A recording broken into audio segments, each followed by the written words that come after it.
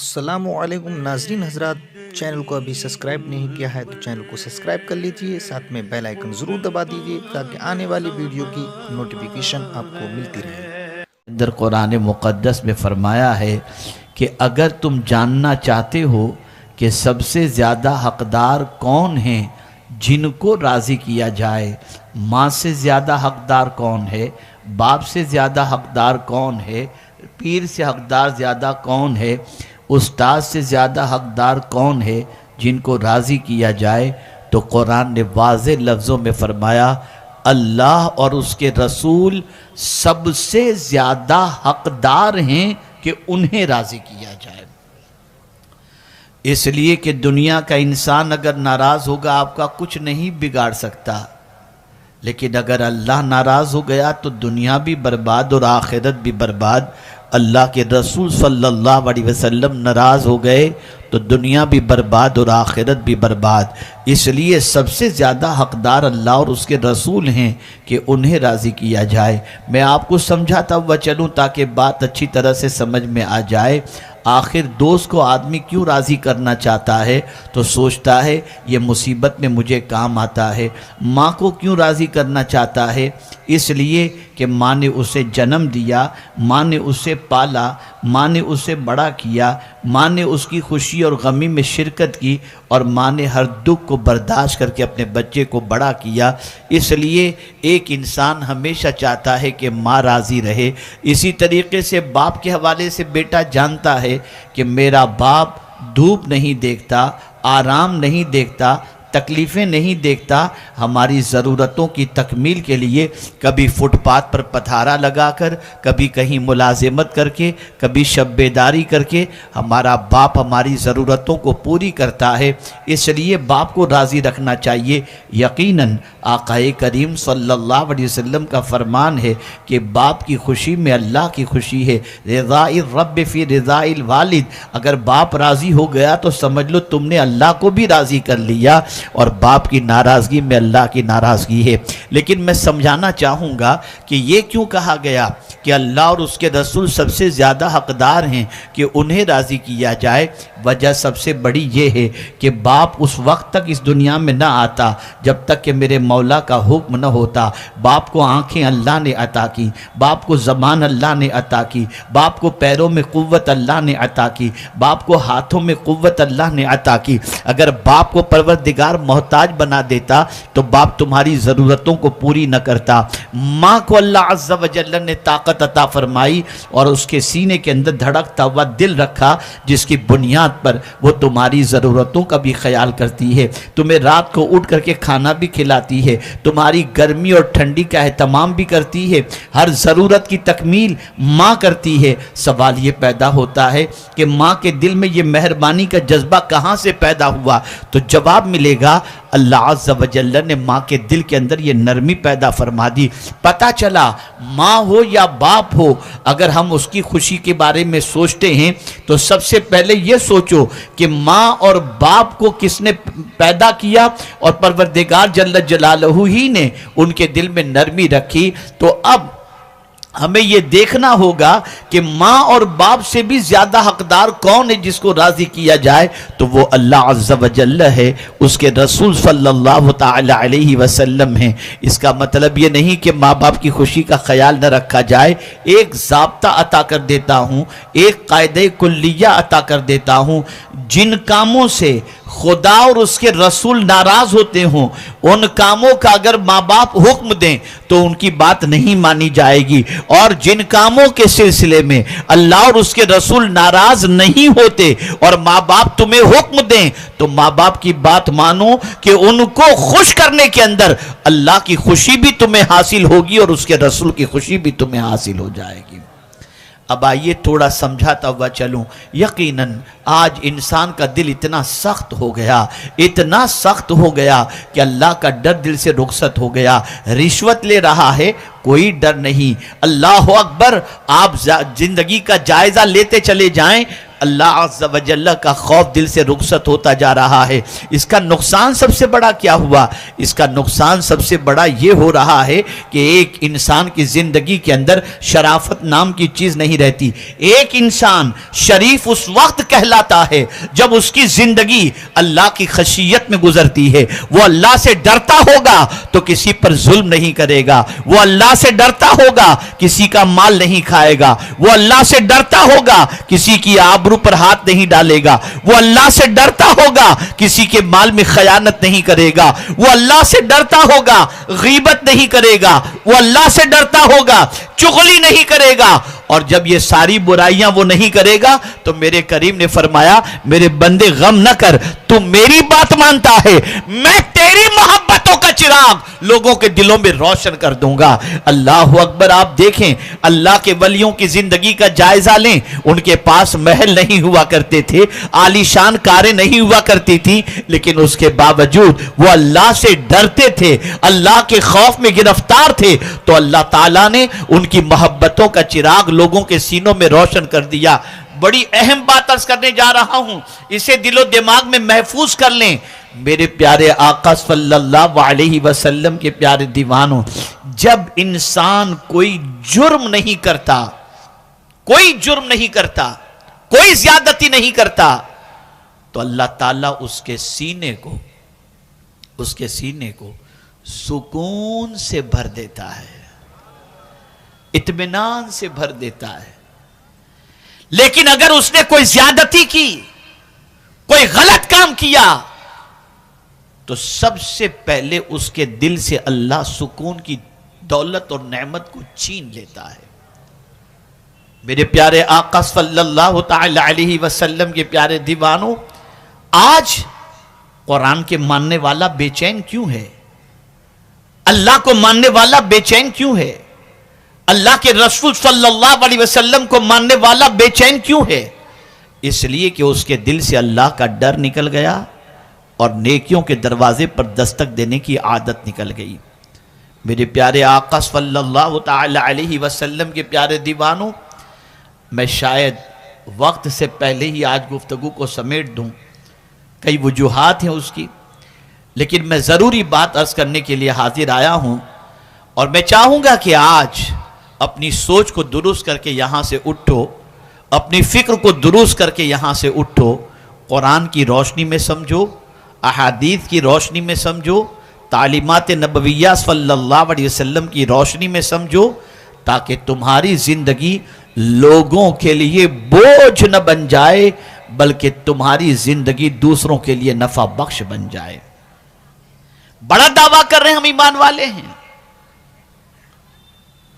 بڑا دعویٰ کر رہے ہیں کہ ہمارے سینے میں رسول اعظم کی محبت ہے صلی اللہ علیہ وسلم، بڑا دعویٰ کرتے ہیں کہ ہم کلمہ پڑھنے والے ہیں، لیکن میں نے جس آیت کے ٹکڑے کی تلاوت کا شرف حاصل کیا، اس آیت میں اللہ کیا فرما رہا ہے اسے سنو۔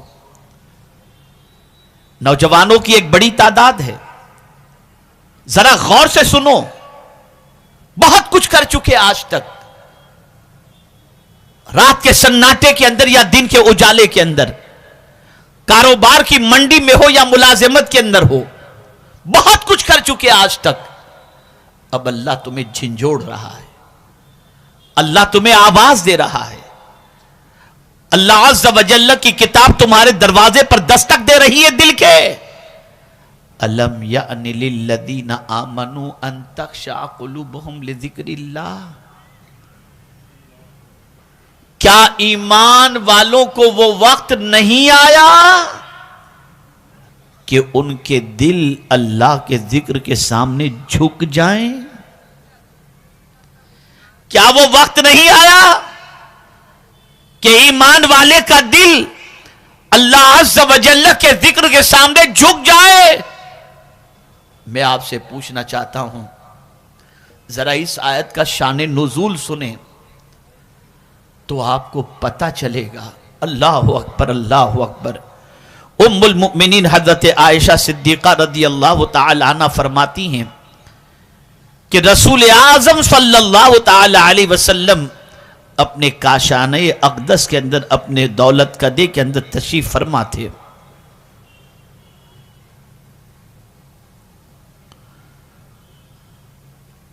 اور حضور صلی اللہ علیہ وسلم کا دولت قدہ حجرہ مبارک یہ مسجد نبوی شریف سے بالکل متصل. آقا کریم صلی اللہ علیہ وسلم اپنے کمرے میں آرام فرما رہے ہیں.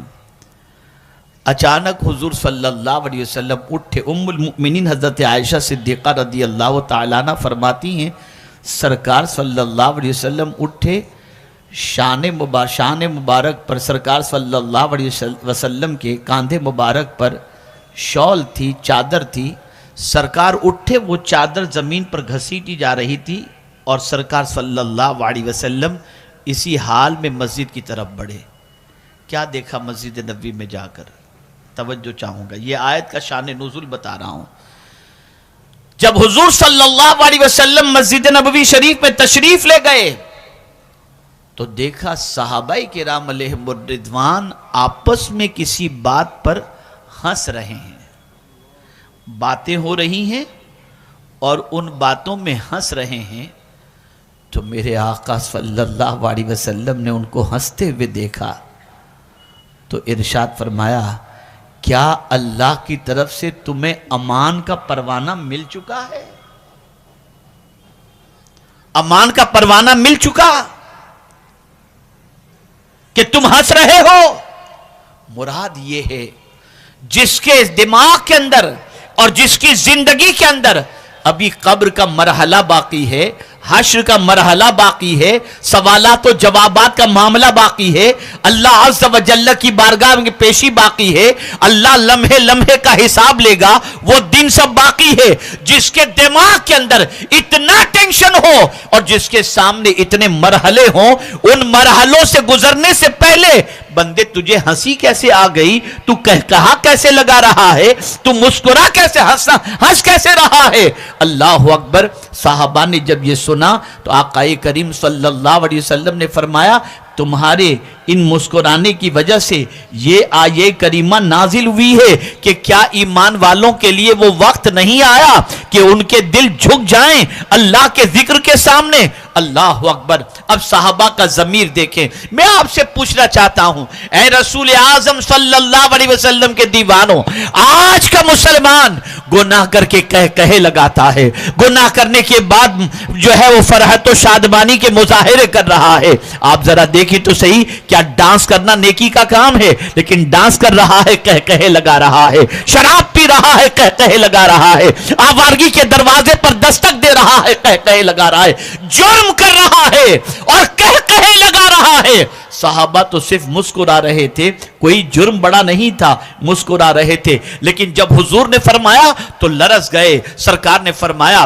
کیا اللہ عز و جل کی طرف سے تمہیں امان کا پروانہ مل چکا ہے؟ صحابہ لرز گئے. یا اللہ, ابھی تو قبر میں جانا باقی ہے, ابھی موت کا مرحلہ باقی ہے, ابھی حساب و کتاب باقی ہے, ہمیں ہنسی کیسے آ گئی؟ اللہ اکبر. بارگاہ رسول صلی اللہ علیہ وسلم میں عرض کرتے ہیں یا رسول اللہ صلی اللہ تعالی علیہ وسلم, کیا اس ہنسی کا بھی کوئی کفارہ ہے؟ تو میرے آقا صلی اللہ علیہ وسلم نے فرمایا ہاں, اس کا کفارہ یہ ہے جتنا تم ہنسے تھے اس سے زیادہ اللہ کے خوف میں رونے لگ جاؤ, اللہ کے ڈر سے رو, یہی اس کا کفارہ ہے. اے رسول اعظم صلی اللہ علیہ وسلم کے دیوانوں, آپ جانتے ہیں آپ کے ضمیر کو میں آج جھنجھوڑنا چاہوں گا. آپ سے میں پوچھ رہا ہوں اللہ کی اس آیت کی روشنی میں کیا ایمان والوں کے لیے وہ وقت نہیں آیا؟ آپ حالات دیکھ لیں, زمانے کی سچویشن دیکھ لیں, دور حاضر کی کیفیات کو دیکھ لیں, ان ساری چیزوں کو دیکھنے کے بعد کیا ابھی بھی ہمارے لیے وہ وقت نہیں آیا کہ ہمارا دل اللہ کے سامنے جھک جائے, اس کے ذکر کے سامنے جھک جائے؟ اور اگر آج نہیں جھکائے تو زمانہ ہمیں بتا رہا ہے, حالات ہمیں بتا رہے ہیں, کیفیات ہمیں بتا رہی ہیں کہ انجام کس طریقے کا ہوگا. اے رسول اعظم کے دیوانوں, اپنے آپ کو چینج کرو, اللہ کے ذکر کے سامنے سرنڈر ہو جاؤ, اللہ کے سامنے دل کو جھکا دو. اب آئیے اس آیے کریمہ کے اثرات صحابہ پر کیسے تھے, اس آیے کریمہ کے اثرات اولیاء کرام پر کتنے پڑے, تاکہ آپ محسوس کر سکیں اور اس آیت کے اثرات کو اپنی زندگی کے اوپر آپ نافذ کر سکیں. میرے پیارے آقا صلی اللہ علیہ وسلم کے دیوانوں, جب میں اس آیے کریمہ کے اندر ایمان اور قلب کو جب دیکھتا ہوں کہ اس کے اندر فرمایا گیا الم یعنی للذین آمنوا ان تخشع قلوبہم لذکر اللہ. آپ دیکھیں ایمان، خشیت اور قلب، یہ تین چیزوں کو اس آیت کے اندر آپ دیکھیں. سب سے پہلے تو میں آپ سے پوچھنا چاہتا ہوں، ذرا اپنے ایمان کا تو جائزہ لو، اپنے ایمان کا احتساب تو کرو. ہمارے پاس کیسا ایمان ہے، ہمارے پاس کتنا ایمان ہے؟ تو ہمارا وجدان جواب دے گا ٹمٹماتے دیے کی طرح. ہمارے سینے میں اس وقت ایمان موجود ہے. ہم نے ایمان کو اتنا ہلکا سمجھ لیا کہ بات بات پر ہم ایمان کی قسم کھاتے ہوئے نظر آتے ہیں، بات بات پر ایمان کو گواہ بناتے نظر آتے ہیں، جھوٹ بولتے ہیں پھر بھی ایمان کو گواہ بناتے ہیں. بڑی عجیب سچویشن ہو گئی. ایمان کو ہم نے ہلکا سمجھ لیا. ایمان ہلکی چیز نہیں ہے، ایمان بہت طاقتور چیز ہے، ایمان بہت بڑا سرمایہ ہے، ایمان بہت بڑی دولت ہے. اور اگر آپ کو اپنے وجود کے اندر موجود ایمان کو دیکھنا ہے کہ کتنا ایمان موجود ہے، میں دو حدیثیں آپ کے سامنے پیش کرتا ہوں اور اس کے بعد اپنے ایمان کا جائزہ لینے کی دعوت دیتا ہوں. آقا کریم صلی اللہ علیہ وسلم نے ارشاد فرمایا وہ شخص کامل مومن نہیں جو وہ اپنے لیے پسند کرتا ہے ویسا ہی اپنے مسلمان بھائی کے لیے پسند نہ کرے. تم میں کا کوئی شخص اس وقت تک کامل مومن نہیں ہو سکتا جب تک جو اپنے لیے پسند کرتا ہے وہ مومن بھائی کے لیے پسند نہ کرے. آپ ذرا جائزہ لے لیں، آپ ذرا حالات کو دیکھ لیں، آپ اپنی زندگی کا جائزہ لیں. اپنے ہی کسی بھائی کو اگر آپ ترقی کے راستے پر دیکھتے ہیں، کامیابی کے راستے پر دیکھتے ہیں تو دل اندر سے کوڑتا ہے، دل اندر سے جلتا ہے. یہ اتنا پاپولر کیسے ہو گیا، یہ اتنی ترقی کیسے ہو گیا؟ اور اس کے بعد کبھی کبھی تو ایسا ہوتا ہے کہ جہالت کی بنیاد پر جادو ٹونے کرواتے نظر آتے ہیں، تعویذات لے کر کے ایسے سفلی علم کی طرف توجہ دیتے ہیں جس سے بھائی کا کاروبار ٹھپ ہو جائے، بھائی کا بچہ تباہ ہو جائے، نہ جانے کیا کیا کیا جاتا ہے. حضور تو فرماتے ہیں کہ تمہارا ایمان اس وقت تک مکمل ہو ہی نہیں سکتا جب تک کہ جو اپنے لیے پسند کرتے ہو وہ اپنے مومن بھائی کے لیے پسند نہ کرو. اب ہمارا ایمان ذرا ہم دیکھ لیں. کیا آج مسلمانوں کی یہ کیفیت ہے کہ کسی مسلمان کا اچھا دیکھ کر اس کے دل میں یہ تمنا پیدا ہو اے اللہ اسے اور عطا فرما دے؟ کیا وہ خوش ہوتا ہے؟ کیا وہ راضی ہوتا ہے؟ میں آپ کو ایک چھوٹا سا ایگزامپل دیتا ہوں. دو بھائی رہتے ہیں، ایک بھائی کے گھر 3 بچیاں ہیں، ایک بھائی کے گھر 2 بیٹے ہیں. لیکن آپ جانتے ہیں جس کے گھر 2 بیٹے تھے اگر تیسرا بھی بیٹا ہوا تو بھائی جس کے گھر 2 بیٹیاں تھی اس کا چہرہ اتر جاتا ہے. اللہ اس کو ہی بیٹے کیوں دیتا ہے، مجھے ہی بیٹیاں کیوں دیتا ہے؟ خوش نہیں ہو رہا. یہ بہت سمپل مثال میں آپ کے سامنے پیش کر رہا ہوں تاکہ آپ محسوس کر سکیں. اگر کسی بھائی کی بچی کو اچھا رشتہ مل گیا اور بہن بچی جو ہے اچھی جگہ پر چلی گئی تو دوسرا بھائی کوڑتا ہے میری بچی غریب کے یہاں کیوں گئی، میرے بھائی کے بچے کو اتنی اچھی میرے بھائی کی بچی کو اتنا اچھا رشتہ کیسے ملا؟ ہم مسلمانوں کی خوشی میں خوش نظر نہیں آتے، ہم مسلمانوں کی خوشی سے خوش نظر نہیں آتے. ہوا کیا؟ جب ہماری کیفیت یہ ہو گئی تو اللہ عز و جل اس کو تو نعمتیں دے رہا ہے لیکن جلن کی وجہ سے ایمان کا دیا جو ہمارے سینے کے اندر ہم کہتے ہیں کہ روشن ہے وہ ٹمٹماتے دیے کی طرح ہو جاتا ہے. ہمارا ایمان کمزور ہو گیا، ہمارا ایمان ویک ہو گیا. اے رسول اعظم صلی اللہ علیہ وسلم کے دیوانوں، ہم اس وقت تک کامل مومن ہو ہی نہیں سکتے جب تک کہ جو اپنے لیے پسند کرتے ہیں وہی اپنے مومن بھائی کے لیے پسند نہ کریں. میرے پیارے آقا صلی اللہ علیہ وسلم کے پیارے دیوانوں، اس سے آپ اندازہ لگا سکتے ہوں گے کہ ہمارے ایمان کی کیفیت کیا ہے. دوسری چیز میں آپ کے سامنے پیش کرتا ہوں تاکہ آپ اپنے ایمان کا جائزہ لے سکیں. قرآن کہتا ہے وَذَكِّرْ فَإِنَّ الذِّكْرَىٰ تَنفَعُ الْمُؤْمِنِينَ، اور نصیحت کرو کہ بے شک ایمان والے کو نصیحت نفع پہنچاتی ہے. میں پوچھنا چاہتا ہوں جمعہ میں خطابات ہو رہے ہیں، اجتماعات میں خطابات ہو رہے ہیں، ساری چیزیں ہو رہی ہیں، کتنا مسلمان بدل رہا ہے کہ مسلمان کی زندگی میں تبدیلی کیوں نظر نہیں آتی؟ تو قرآن نے کہا نصیحت کس کو نفع پہنچائے گی؟ ایمان والے کو پتا چلا ہماری جڑ کمزور ہو گئی ہے، ہمارا ایمان کمزور ہو گیا ہے، جس کی بنیاد پر ہمارے دل میں اللہ اور اس کے رسول کی باتوں کا اثر نہیں ہوتا، ہمارے دل پر اللہ اور اس کے رسول کے فرمان کا اثر نہیں ہوتا، قرآن سنتے ہیں، علماء کے خطابات سنتے ہیں، اور سب کچھ سننے کے بعد بھی ہمارا دل نرم نہیں ہوتا، کبھی کبھی بڑی راتوں میں تھوڑا سا رو لیتے ہیں اور اس کے بعد پھر جیسے تھے ویسے ہی بن جاتے ہیں۔ آئیے میں آپ کو بتاؤں، جس آیے کریمہ کی تلاوت کا میں نے شرف حاصل کیا، اس کا اثر حضرت عبداللہ ابن عمر رضی اللہ تعالیٰ عنہما پر کتنا تھا جانتے ہیں آپ؟ اللہ اکبر! جب ان کے سامنے کوئی یہ آیے کریمہ تلاوت کرتا تو وہ اتنا روتے کہ بے ہوش ہو جایا کرتے تھے۔ کہ کیا ایمان والوں کے لیے وہ وقت ابھی نہیں آیا کہ ان کا دل اللہ کے ذکر کے سامنے جھک جائے؟ تم سب کے سامنے جھکتے ہو، ذرا رب کے سامنے بھی تو جھکو۔ سب کے سامنے جھکو گے تو لات ملے گی، اور رب کے سامنے جھکو گے تو عزت ملے گی۔ اے رسول اعظم صلی اللہ علیہ وسلم کے دیوانوں، اللہ کا ڈر دل کے اندر پیدا کرو۔ ظاہر میں بھی وہ دیکھتا ہے، باطن میں بھی وہ دیکھتا ہے، اکیلے میں بھی وہ دیکھتا ہے، مجمع میں بھی وہ دیکھتا ہے۔ اس سے چھپ کر کے کہیں کوئی پاپ انسان کر ہی نہیں سکتا، اور پاپ ایسی خطرناک چیز ہے جو طاقتور انسان کو بھی کمزور کر دیتی ہے۔ میرا یہ جملہ دل و دماغ میں محفوظ کر لو، انسان کے پاس اسلحے ہوں، انسان کے پاس بم ہو، انسان کے پاس ایٹم بم ہو، لیکن اگر وہ انسان پاپی ہے، مجرم ہے، گناہ کر رہا ہے، جرم کر رہا ہے، زنا کر رہا ہے، عیاشی کر رہا ہے، تو یہ سب کچھ ہوتے ہوئے بھی وہ بزدل ہوگا، وہ ڈرا ہوا ہوگا، اندر سے خوف زدہ ہوگا، اس لیے کہ گناہ کا بوجھ ضمیر کے اوپر ہوتا ہے۔ میرے پیارے آقا صلی اللہ علیہ وسلم کے پیارے دیوانوں، اور پھر ایسے شخص کو چین کی نیند نہیں آیا کرتی۔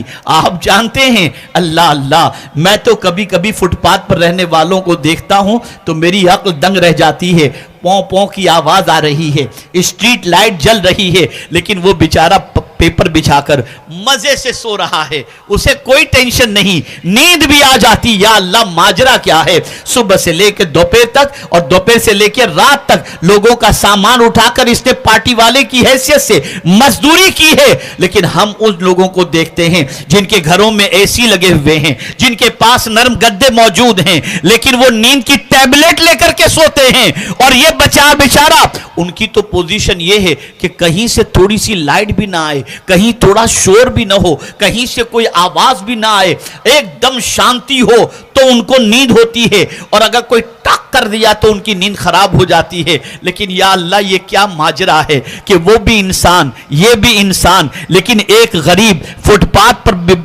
پر پیپر بچھا کر کے اسٹریٹ لائٹ کے نیچے مزے سے سوتا ہے، اور 8 گھنٹے کی نیند مار کر جب وہ اٹھتا ہے تو فریش ہوتا ہے، اور یہ سرمایہ دار ایئر کنڈیشن میں سونے کے باوجود بھی اس کی چین کی نیند نہیں ہوتی۔ تو جواب ملے گا، یہ غریب انسان، اس کے پاس اتنی دولت نہیں ہے کہ عیاشی کے دروازے پر جائے، شراب کے دروازے پر جائے، اس نے اپنے آپ کو پاپ سے بچا لیا تو اللہ نے اس کو بے چینی سے بچا لیا۔ اور ان کے پاس عیاشی کا سارا سامان ہے، وہ گناہوں میں زندگی گزارتے ہیں، کبھی اس پارٹی کا پیسہ کھا گئے، کبھی اس بیپاری کا پیسہ کھا گئے، کبھی اس کا پیسہ کھا گئے، یہ بنا لے وہ بنا لے، نتیجتاً اللہ نے دل سے سکون چھین لیا۔ زندگی میں پاپ کرنے کے بعد انسان کو سکون نہیں ملتا، اللہ عز و جل سکون کی دولت اسے عطا کرتا ہے جو نیکی کرتا ہے۔ عرض یہ کر رہا تھا، انسان کے دل سے اللہ کا ڈر نکلتا جا رہا ہے۔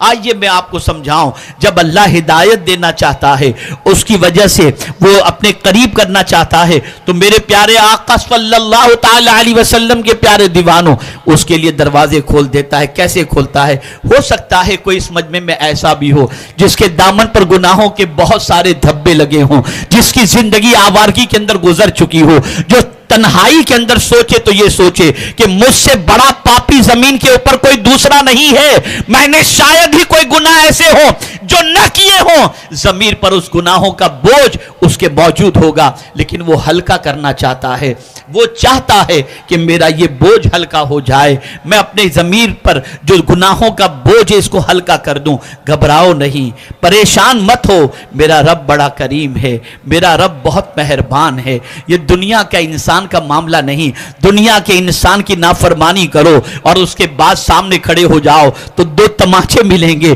لیکن میرے رب کی شان یہ ہے کہ اس کی نافرمانی کر کے اس کی بارگاہ میں توبہ کے لیے جاؤ تو اس کی رحمت اپنی آغوش کے اندر لیتی نظر آتی ہے۔ میرا رب بڑا مہربان ہے، بلکہ رب فرماتا ہے میرے بندے تم میری طرف ایک بالش تو بڑھ، میری رحمت ایک ہاتھ تیرا استقبال کرے گی۔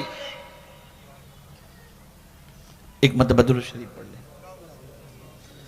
اللہم صلی علی سیدنا و مولانا محمد معدن الجود والکرم وآلہ وصحبہ وبارک وسلم صلاۃ و سلام علیک یا سیدی یا رسول اللہ صلی اللہ تعالی علیہ وسلم۔ اب آپ دو واقعات سماعت فرمائیں تاکہ ضمیر بھی زندہ ہو اور آپ اپنی لائف کو چینج کرنے کی طرف بھی متوجہ ہو سکیں اور آج تک کیے ہوئے گناہوں سے توبہ کرنے کا جذبہ بھی پیدا ہو سکے۔ اللہ اکبر۔ میرے پیارے آقا صلی اللہ علیہ وسلم کے پیارے دیوانوں، توبہ سے پہلے حضرت مالک بن دینار بہت عظیم بزرگ، عظیم تابعی، ہندوستان کی سرزمین پر بحیثیت تاجر کیرلا کی سرزمین پر آنے والے ان عرب کے قافلوں کے اندر وہ شامل تھے۔ آج بھی ان کا مزار اقدس کاسرکوٹ کے اندر موجود ہے، حضرت مالک بن دینار۔ اللہ اکبر۔ جانتے ہیں آپ گناہوں میں تھے، زندگی اللہ کی نافرمانی میں گزرتی تھی، ابھی توبہ کی توفیق نہیں ملی تھی، لیکن ان کی ایک بیٹی تھی ننھی سی جس سے وہ بہت محبت کرتے تھے۔ توجہ سے سنیں، اپنی بیٹی سے بے پناہ محبت کرتے تھے، اتنی محبت کہ جس کی کوئی انتہا نہیں۔ حضرت مالک بن دینار توبہ سے پہلے 15 شعبان کو سوتے ہیں، سوتے ہی میں خواب دیکھتے ہیں۔ توجہ چاہوں گا، خواب دیکھتے ہیں۔ خواب میں کیا دیکھتے ہیں؟ خواب میں یہ دیکھتے ہیں کہ وہ اپنی قبر سے نکلتے ہیں، اور جب وہ قبر سے نکلتے ہیں تو ایک بڑا سانپ ان کے پیچھے ہو لیتا ہے۔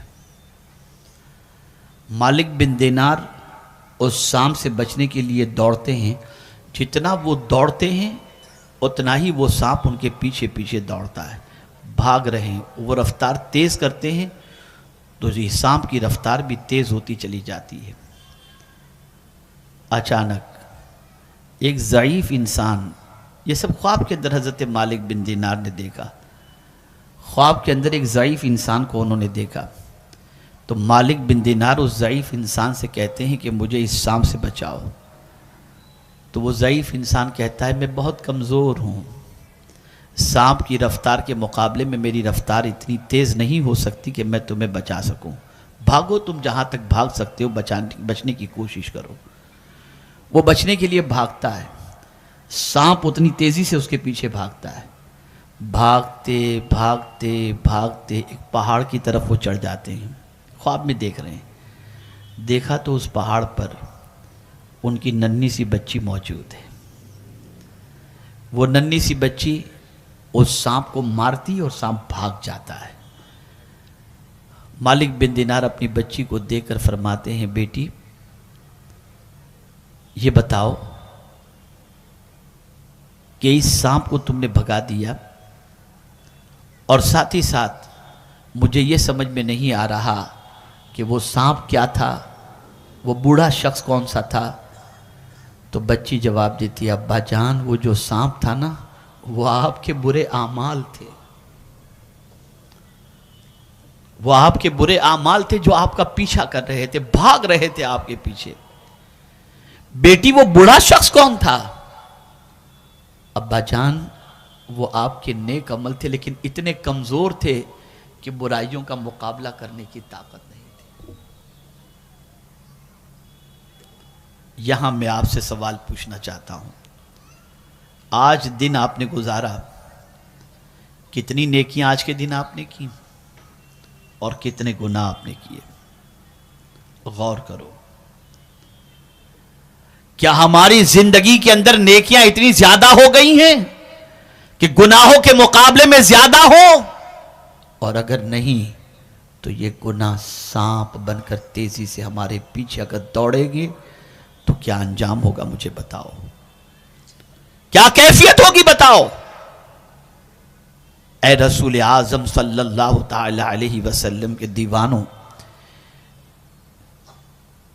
نیک اعمال بوڑھے کی طرح، جب نیک اعمال کم ہوتے ہیں تو کمزور ہوتے ہیں، وہ آہستہ چلتے ہیں، وہ برائی کا مقابلہ نہیں کر سکتے، گناہوں کی وجہ سے عذاب سے نہیں بچا سکتے۔ بچی نے اپنے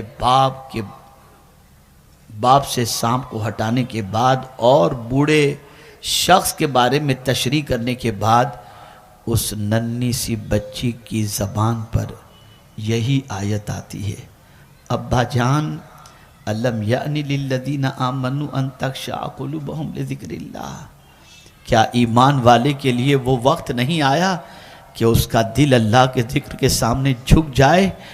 مالک بن دینار کہتے ہیں، بیٹی یہ تو بتاؤ کیا تم مرنے کے بعد بھی تم قرآن مقدس کی تلاوت کرتی ہو؟ اللہ اکبر۔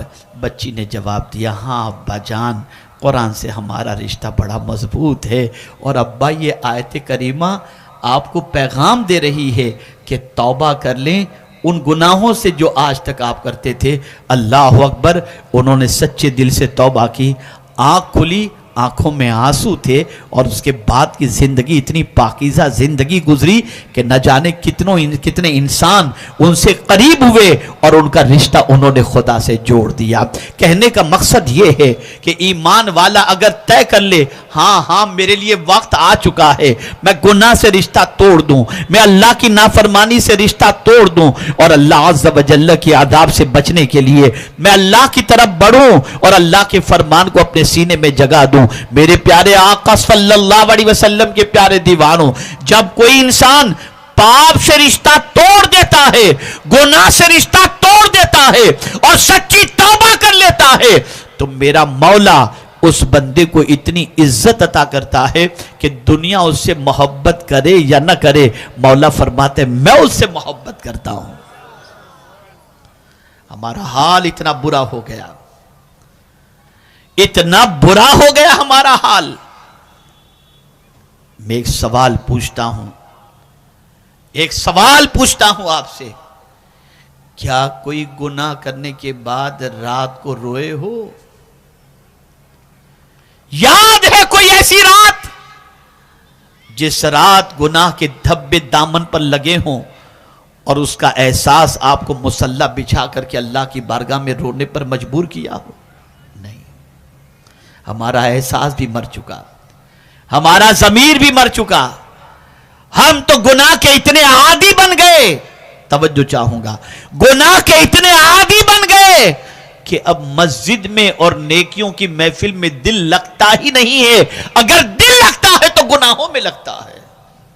اتنا دل ہمارا سخت ہو گیا، اتنا ضمیر ہمارا سخت ہو گیا۔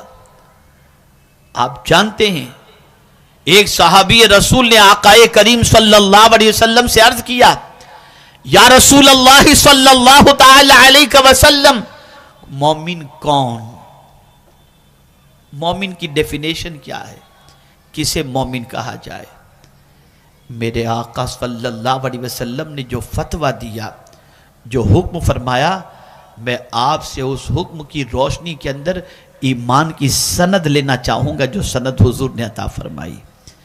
آقا نے ارشاد فرمایا، اذا سرت کا حسنتک وساعت کا سیئتک فانت مؤمن، تمہاری نیکی اگر تمہیں خوش کر دے اور تمہارا گناہ اگر تمہیں بے چین کر دے، فانت مؤمن، تم مومن ہو۔ نیکی خوش کر دے، گناہ بے چین کر دے، آج حال یہ ہے کہ نیکی بے چین کر دیتی ہے اور گناہ خوش کر دیتی ہے۔ آپ کہیں گے نیکی کیسے بے چین کر دیتی ہے؟ آپ ذرا دیکھ لیجئے، جائزہ لے لیجئے، آپ اندازہ لگا لیجئے۔ مثال کے طور پر اگر آپ کے ضمیر کو جگاتے ہوئے کسی اچھے کام کے سلسلے میں چندے کی آپ سے اپیل کی جائے اور آپ نے دیکھا دیکھی 2-5 ہزار دے دیا، تو گھر جانے کے بعد بیوی سے کہیں گے کیا کروں، فلاں دوست نے دیا تو مجھے بھی دینا پڑا۔ اس نیکی نے آپ کو بے چین کر دیا۔ اے رسول اعظم صلی اللہ علیہ وسلم کے دیوانوں، لیکن گناہ کرنے کے بعد، میں ایک ایگزامپل کے ذریعے سمجھاؤں تاکہ آپ سمجھ سکیں۔ ایک انسان پکچر دیکھ کر کے آتا ہے، پکچر دیکھنا، ڈانس دیکھنا، عیاشی کے مناظر دیکھنا یہ گناہ ہے، لیکن وہ دیکھ کر کے آتا ہے، کہے لگاتا ہے کیا پکچر تھی، کیا سین تھا، کیا یہ تھا، کیا وہ تھا۔ جس قوم کے اندر گناہ کا احساس ختم ہو جائے اس قوم کو اللہ عزت نہیں دیتا، اس قوم کو اللہ وقار عطا نہیں کرتا۔ آج گناہ کرنے کے بعد شرمندگی نہیں ہے، گناہ کرنے کے بعد احساس گناہ نہیں ہے۔ میں اس وقت جس بستی میں خطاب کر رہا ہوں، اس بستی میں رہنے والے اکثر نوجوانوں کی زندگی کا آپ جائزہ لے سکتے ہیں، ان کی راتوں کا جائزہ لے لیجئے، ان کے دن کا جائزہ لے لیجئے۔ کہیں کوئی ڈرگز سپلائی کر رہا ہے تو کوئی ڈرگز استعمال کر رہا ہے، تو کہیں کوئی جوے کے اڈے چلا رہا ہے، کوئی شراب کے اڈے چلا رہا ہے، نہ جانے کیا کیا ہو رہا ہے۔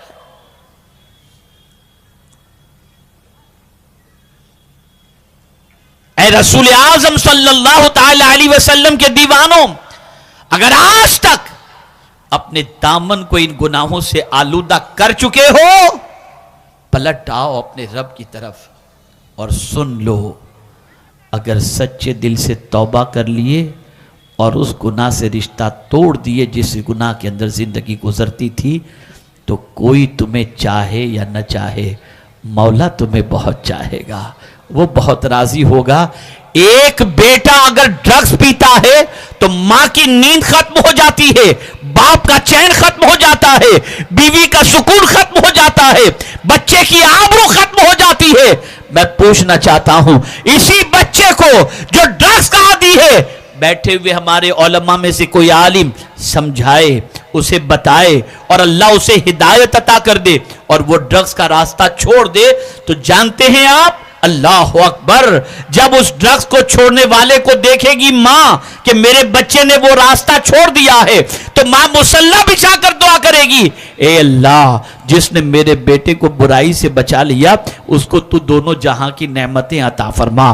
اللہ اکبر، اگر تمہارا بیٹا برائی سے بچ جائے تو برائی سے بچانے والے کے لیے ماں دعا کرتی ہے۔ بیٹا تمہارا ہے، امتی تو مصطفیٰ پیارے کا ہے نا، تو ماں جس طرح سے دعا کرتی ہے اس سے کئی گنا زیادہ حضور دعا فرماتے ہیں، اے اللہ میرے اس امتی پر کرم فرما جس نے میرے امتی کو برائیوں کے دلدل سے نکال کر نیکی کے راستے کا مسافر بنایا۔ آپ کا کام بچنا نہیں ہے، بچانا بھی ہے۔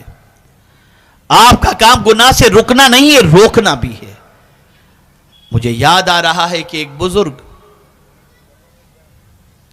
بزرگ خانہ کعبہ کی زیارت کے لیے گئے، حج کے لیے تشریف لے گئے، مینا میں پہنچے، اے اللہ میرے شہر والوں پر کرم فرما۔ عرفات کے میدان میں پہنچے، اے اللہ میرے شہر والوں پر کرم فرما۔ مزدلفہ میں پہنچے، اے اللہ میرے شہر والوں پر کرم فرما۔ قافلے والوں نے پوچھا کہ حضور کیا بات ہے کہ عرفات کے میدان میں بھی آپ نے شہر والوں کو یاد رکھا؟ غور سے سنیے گا۔ قافلے والوں نے پوچھا کہ آپ نے عرفات کے میدان میں بھی شہر والوں کو یاد رکھا، مزدلفہ میں بھی شہر والوں کو یاد رکھا، مینا میں بھی شہر والوں کو یاد رکھا، ہم نے کہیں آپ کی زبان سے یہ دعا نہیں سنی، اے اللہ मेरे बच्चों पर करम फरमा, मेरी बीवी पर करम फरमा। ये दुआ हमने नहीं सुनी, हमने सुनी तो यही सुनी कि अल्लाह हमारे शहर वालों पर करम फरमा। हजरत वजह क्या है? तवज्जो से सुनना और दिमाग को खुला रख करके सुनना ताकि बात अच्छी तरह समझ में आ सके। अल्लाह अकबर। वो बुजुर्ग फरमाते हैं बात तुम्हारी सही है कि मुझे इन मकामात मुक़द्दसा पर मेरे बीवी बच्चों को भी याद रखना चाहिए, लेकिन मेरे बीवी बच्चे भी तो उसी शहर के अंदर रहते हैं ना जिन शहर वालों के लिए मैंने दुआ की। तो उनसे पूछा गया कि शहर वालों के लिए दुआ करने की वजह क्या है? अब जवाब सुनिए। इरशाद फरमाते हैं मेरे शहर वाले अच्छे रहेंगे तो मेरे बीवी बच्चे भी अच्छे रहेंगे, और शहर का अगर कोई बिगड़ गया तो डरता हूं कि मेरे बीवी बच्चे न बिगड़ जाएं। ऐ चीता कैंप में रहने वालों, कान खोल करके सुन लो। अगर किसी को बिगड़ा हुआ देखकर तुम यह तसव्वुर करते हो ये हमारा बच्चा तो नहीं है, लेकिन हो सकता है उसकी सोहबत की बुनियाद पर तुम्हारा बच्चा भी बिगड़ जाए, इसलिए जरूरत इस अम्र की है हम खुद अपने पूरे इलाके के अंदर बुराई के दलदल में डूबे हुए लोगों को निकालने की कोशिश करेंगे, और साथ ही साथ हम खुद भी बुराई से बचेंगे और दूसरों को भी बुराई से बचाने की कोशिश करेंगे।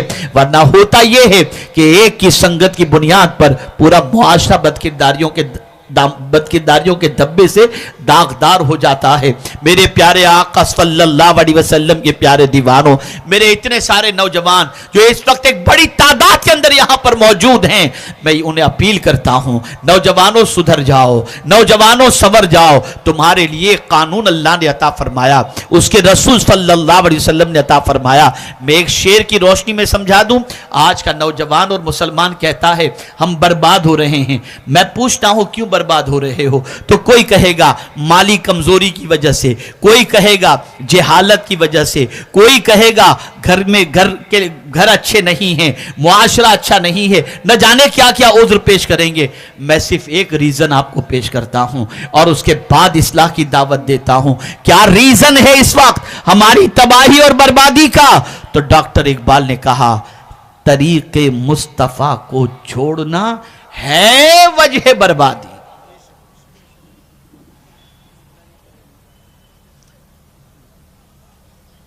हमने जब से आका का तरीका छोड़ दिया हम बर्बाद हो गए, और जब आका के तरीके पर अमल करते दुनिया सलाम पेश करती। एक मिसाल, मैं कल उड़ीसा में था, मैंने ये मिसाल वहां भी पेश की थी। आज से हम 40 साल पीछे चले जाएं, हमारी ही मस्जिद के दरवाजे पर गैर मुस्लिम पानी का गिलास लेकर के खड़े होते थे कि ये नमाजी नमाज पढ़ करके निकल कर पानी पर दम कर देगा तो मेरे घर के बीमार को पिलाएंगे तो शिफा नसीब हो जाएगी। क्यों आज ये नहीं हो रहा? क्यों नहीं हो रहा? आज तो हमें अपनी मस्जिद ही के अंदर पानी के गिलास को जंजीर से बांध के रखना पड़ता है कि कोई उठा के लेके ना जाए। ये हमारा हाल है। हम सोचते हैं कि हमारे हालात बदल जाएं। हालात उस वक्त तक नहीं बदल सकते जब तक कि हम खुद नहीं बदलेंगे। हमें बदलना होगा। हमें एक अच्छे मुसलमान की हैसियत से दुनिया के सामने अपने वजूद को पेश करना होगा। हमें एक अच्छे एजुकेटेड की हैसियत से दुनिया के सामने अपने आप को पेश करना होगा।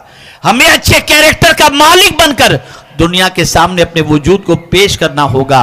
और इसी के साथ साथ जिस मुल्क में हम अपनी जिंदगी गुजार रहे हैं उस मुल्क के वफादार शहरी की हैसियत से हमें अपने वजूद को पेश करना होगा। मैं यकीन के साथ कहता हूं इज्जत को तलाश करने की जरूरत नहीं पड़ेगी, इज्जत खुद हमारे कदमों में आकर हमें इज्जत की दौलत से माला माल कर देगी। लेकिन हम अगर नहीं सुधरे हालात नहीं सुधरेंगे। आज मेरा पैगाम कुरान की रोशनी में आपको यही है, क्या ईमान वालों के लिए वो वक्त नहीं आया? और अगर आ गया है तो आज से तौबा कर लो, पलट आओ अल्लाह की तरफ, पलट आओ अल्लाह के रसूल सल्लल्लाहु अलैहि वसल्लम की तरफ। गुनाह आपको चैन की नींद नहीं देंगे, कभी चैन की नींद नहीं मिलेगी। पाप में इतनी कड़वाहट है कि इंसान को मीठी चीज भी पाप के बाद खाओ ना तो वो कड़वी लगती है। گناہ کی تاثیر بڑی خطرناک ہے. گناہ میں بدبو ہے, بدبو.